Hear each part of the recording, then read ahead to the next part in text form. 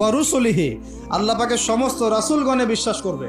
দেখা গেছে রাসূল, আমরা কি আমাদের নবীকেও দেখেছি? এগুলো গায়েব না? গায়েব।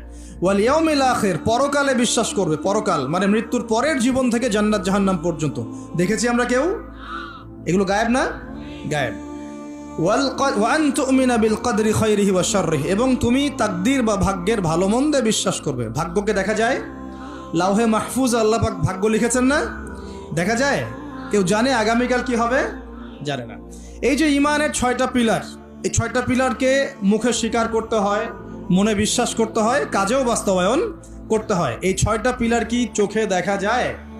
মুত্তাকিদের বৈশিষ্ট্য কি? আল্লাযীনা ইউমিনুনা বিল গায়বি, এই যে 6টা গায়েব, এগুলোতে যারা বিশ্বাস করে তারা হলো মুমিন। তারা কি? সুবহানাল্লাহ। আচ্ছা, আর 2টা প্রশ্ন বলে সামনে যাই।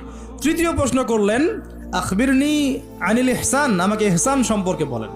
তখন নবীজি বলছেন, ইহসান হচ্ছে আন তা'বুদাল্লাহা কাআন্নাকা তারাহ, তুমি এমন ভাবে আল্লাহর ইবাদত করবে যেন তুমি আল্লাহকে দেখতে পারছো। বলেন সুবহানাল্লাহ।